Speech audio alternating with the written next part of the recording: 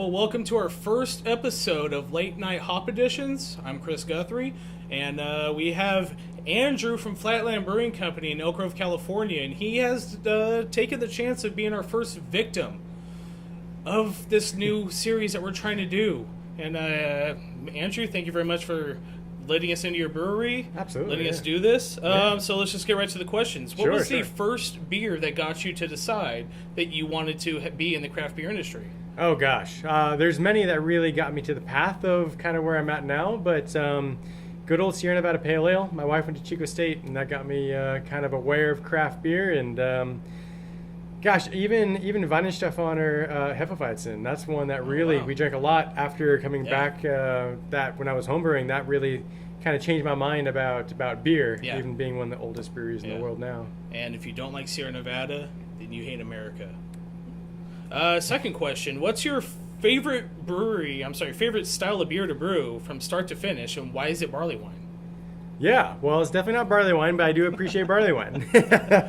I like to brew beer. That's all really I like to do. I think the more technical style of beers are more of a challenge, so I do appreciate trying to approach that. But the IPAs are always fun because the aromatics just off the kettle, the brew day, are just incredible. So I do like to play with IPAs. But I think a technical, like, high-quality lager is the most challenging, and it's the one I've been striving most for. And which is what I'm drinking right now. Yeah, I don't think this totally is like the godsend Pilsner in the world, but it's a high-quality beer that has some great hop flavor and aroma. It's nice, clean, and dry, and it's pretty as hell, so that's nice. So you said IPAs. What's the difference for you between you loving a West Coast IPA and a New England-style hazy IPA? So I appreciate West Coast IPAs, but I got burnt out on them. So that's the reason why when Flatland came about, we didn't really want to brew a whole lot of IPAs, even though I knew that it would sell a lot more than most. I just wanted to be different and kind of set ourselves apart. And obviously sour beer, I love sour beer. But I had a great notion hazy, and it totally changed my mind about that style of beer. And since then, I've been trying to dial it in and get to what I thought I tasted at the moment, which is an incredible beer. Okay. So I do appreciate hazy. Shout out to Great Notion also. Yeah, killing it. So following that hazy question, when hazies first came around, everyone said, this is a fad, this isn't going to come through, this isn't going to stick. Obviously, for the most part, it's stuck. I think it's here to stay. Mm-hmm. What's your opinion on following trends, or are a lot of them just fads? Well, it's hard to say, right? Nobody has a crystal ball, but there are a lot of trends these days, and we dabble with everything, and we dabble with stuff that have never been done before, and then we see things that have been done that have worked, and we try that as well and see what can work for us. Not so much of like sales, but more of like approach and technique, because I'm just trying to better myself as a business owner and as a brewer, so anything I can do to do that, I'll try.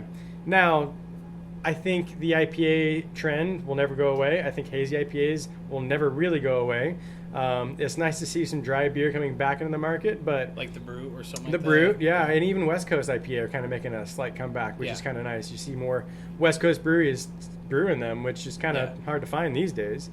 But we just did a fun collaboration. It was a sour milkshake IPA with a ton of fruit and lactose and vanilla. I mean, that's bizarre. That's crazy, and it's pushing the limits on most things. But the beer tastes great. So at the end of the day, it's what you want to drink at the time, and it's nice to have a craft beer market to where we are currently to say, I don't want a Pilsner, I want a sour milkshake IPA, or vice versa.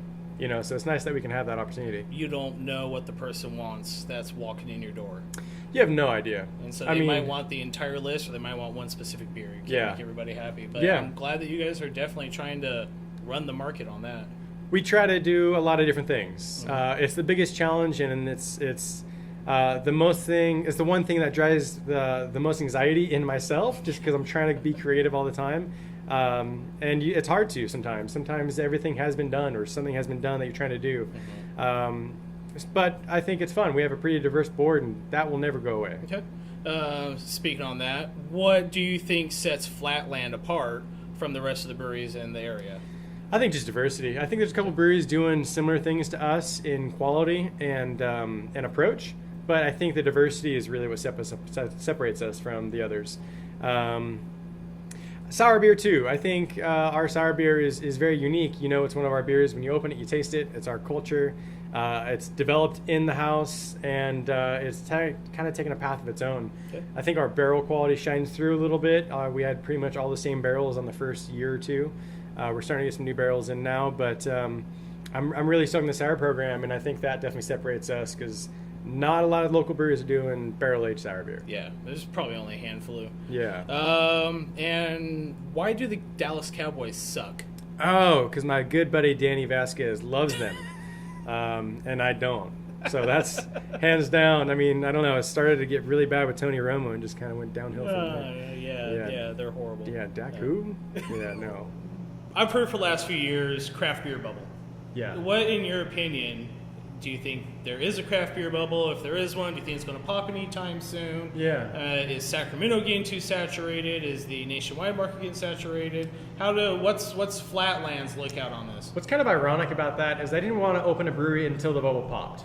And then we had an opportunity to take over a business with existing licensing and everything. So now being in the industry, I don't think there's a bubble. I don't know if Sacramento's saturated. I'm trying to be careful with my words here. Mm-hmm. I think quality will shine, and I think your local demographic will also encourage you to go your own direction. Yes. So I think if you're doing a great job marketing, you're producing high quality beer, and you're selling it okay for now, I think you'll be okay. Okay. I think the regional brands, or the guys that are going out a little bit too big or too far, I think those are the guys that might struggle, or the guys not producing high quality beer, because I think consumers nowadays are more educated than ever, and they'll be able to taste the flaws or whatever, and then they'll choose the breweries that do have high quality beer over them. So every one of our first customers that have been here still yesterday, they hang out, they see the growth, they're part of it, and it's because of them that allows us to grow even further. So yeah, we are fairly smart with our spending. Of course, you have to spend some money because you are a business. But I think we haven't grown substantially, even though it feels like it. I think we're being pretty smart about how we grow. Well, so you mentioned to me earlier, when you opened up, you had potential for 75 barrels. Now you have potential for 1,500 barrels a year. Yeah. How were you expecting that growth? Are you a little bit behind? Are you further ahead? Yeah, so I did put a business plan together when we were buying the other business, and it was a pretty grim outlook of production. I mean, starting on a 1-barrel system, I don't recommend for anybody, even a home brewer. It's like, don't do it. But we did what we had to do to open a business and get it up and running, and I had no idea we'd be this far, this early. Well, like you said, it's the outreach, the growth, and now we have the Middle of Somewhere, which is a collab that you guys did with Dylan Bos Brewing. Can you explain this beer to us a little bit? Yeah, so this is a great beer. I love this beer. This is a cool take on our sour program. So most of everything that I've been really proud of in our sour program has been barrel aged, and I like the cultures in our barrels. This is 100% stainless beer, but the Brett shines, the dynamic of this beer is really incredible. It's layered, multi-layered. So we did a little bit of hopping in the kettle, and then we did primary fermentation with the Brett lacto strain, and then we added a bunch of apricot, peaches, and passion fruit.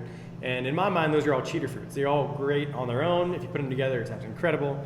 But we didn't stop there. We added Galaxy as a dry hop. So we dry hopped at 2 pounds per barrel of Galaxy, and then carved it up and served it. So this beer took us about 3 months to produce, and I just am so stoked with the end result, with the bright acidity, the beautiful fresh hop character, and the fruit on the back end, nice and dry. This beer is looking awesome. I love the golden color to it. Yeah, and there's something about hoppy beer with that sour quality on the backside. One, is better for head retention, but it just opens up the palate. You know, when we taste sour beer, you may not be so familiar with having a bunch of hops in there, with the exception of maybe a lambic or goose that do have quite a bit of old school hopping in there. What made you decide on Galaxy hops for this blend? It plays well with the fruits that we added. So peach, apricot, passion fruit. I think you get all those qualities in the Galaxy, and it just ties it all together. And that acidity on the back end is so bright and vinous, that Brett quality all the way throughout. Cheers. Cheers, man. So, are there any craft beer superstitions that you follow, that you're nervous about, that you just, I have to do this every single day or my batch of beer is going to be screwed up? I don't know if it's superstition over process, but I feel like we have some processes that we do consistently. Gotcha. But, I don't really know if there's superstition behind it. I think when we pitch yeast, we have a certain process every time. When we go to grain in, we have a process every time to try to hit mash temp properly. Because on our system, we don't have a very fancy system, but it's one that that is consistent. And so I feel like we can try to make consistent beer if we follow the same process every time. Superstitions, not so much. As far as can art, how important is it for you to have an awesome label? How important is it for you to have something that will stand out all the time among everything else, even as crazy as the Juice Knuckle or Dick Butt beer, might come out or be, seen against everything else? It's like, that shouldn't be on there. Like, how important is that to you? So it's very important. We have two advantages at our side, though. We don't sell to grocery stores currently, so we don't need to pop out in front of hundreds of others. We just need to pop out in front of the people that we're trying to get in front of. So we do have some beer bars that we do sell to that have a pretty good selection of beer, but our marketing strategy doesn't really play to stand out. It just plays to be funny or to be elegant. Our sour beers, we try to be elegant and clean. So I think they have a different approach than our IPAs or stouts or whatever else. I think those we can be a little more lenient with and have some fun with. With the names, the naming schemes are always funny, and the can art has to play with that as well. Okay. If a train is leaving LA towards Sacramento at 100 miles an hour, and a train is leaving Sacramento to LA at 80 miles an hour, how sexy am I? Extremely. Yeah, 100%. Okay. Yeah. Just had to clarify. Okay, good. Okay. Yeah, you nailed it. How's this game of checkers going for you? Well, I'm winning, so it's going pretty well for me. Yeah, you are. It's pretty fortunate. I have 2 to move. Yeah. Here's a gimme. Here, just go ahead and take that one. Oh, thanks, bro. You're welcome. So, 1 out of 5 eggplants. How would you rate the interview that we've done today? 5. 5? Yeah. Eggplant, teardrop. Yeah. All 5. Last question. Yeah. Can I have a hug? Absolutely.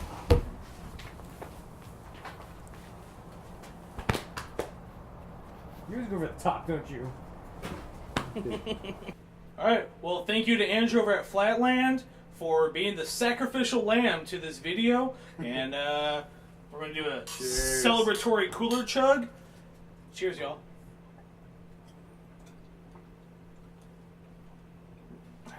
I told you I wouldn't finish. Cheers. Cheers. Horrible.